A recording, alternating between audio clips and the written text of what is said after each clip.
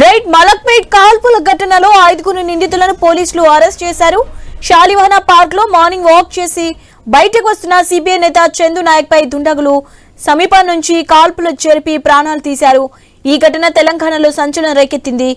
ప్రతిష్టాత్మకంగా తీసుకున్న పోలీసు ప్రత్యేక బృందాలను ఏర్పాటు చేసి నిందితులను పట్టుకున్నారు. మొత్తం 5 నిందితులను అరెస్ట్ చేసి వారు హత్యకు ఉపయోగించిన ఆయుధాలను స్వాధీనం చేసుకున్నారు. వివాహేతర సంబంధం, వ్యక్తిగత కారణాలే హత్యకు కారణమని చెప్తున్నారు.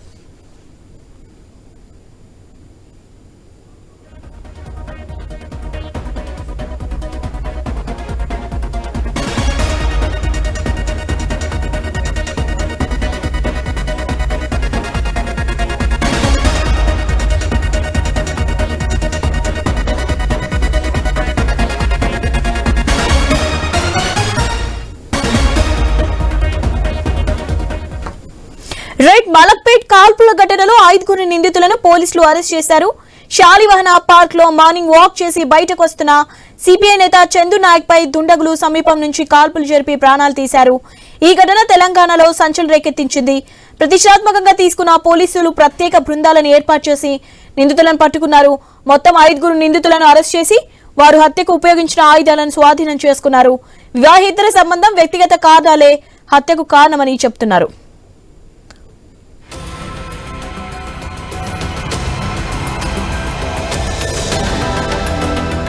రైట్, దీనిపై అప్డేట్స్ తెలుసుకుందాం. మా ప్రతినిధి ప్రవీణ్ ఉన్నారు. ప్రవీణ్, అప్డేట్స్ ఏంటి? లాస్ట్ 10-15 డేస్ బ్యాక్ మనం చూసాము చందు నాయక్ చనిపోయిన ఘటన. సో దానికల అప్డేట్స్ ఏంటి, ఎలా చనిపోయారు ఏంటి?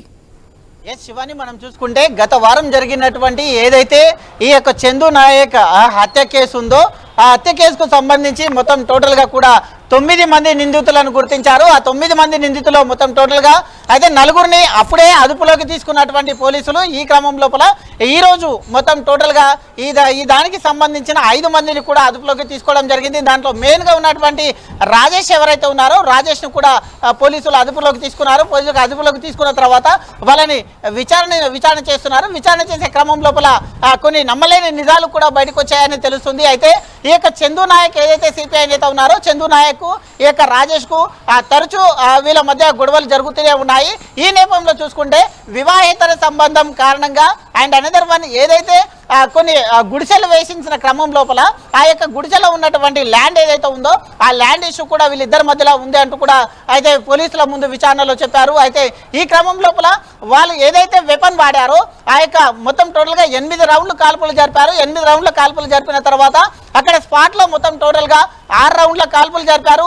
2 పేలని బుల్లెట్లను కూడా అయితే అక్కడి నుంచి పోలీసులు స్వాధీనం చేసుకున్నారు.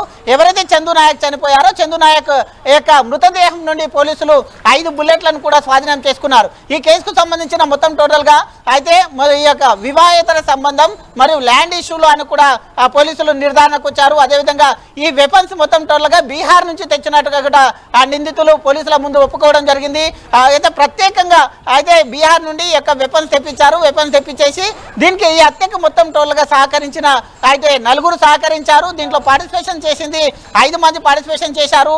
మెయిన్గా నిందితుడుగా ఉన్నటువంటి రాజేష్ గా నిందితుడు ఉన్నటువంటి రాజేష్ కు చందు నాయక్ కు మధ్య వివాదాలు ఉన్నట్టు తెలపడం జరిగింది. కాబట్టి ఈ నేపథ్యం మొత్తం చూసుకుంటే 9 మందిని కూడా దీనికి సంబంధించిన ఈ హత్యకు సంబంధించిన 9 మందిని పోలీసులు ఇప్పటికే అరెస్ట్ చేశారు. వాళ్ళని రిమాండ్కు కూడా తీసుకున్నారు. కాబట్టి మొత్తం దీనికి సంబంధించిన టోటల్ వ్యవహారానికి సంబంధించిన విషయం అయితే ఈ యొక్క వివాహేతర సంబంధం అండ్ ల్యాండ్ ఇష్యూలుగా తెలుస్తుంది. Shivani, right, thank you.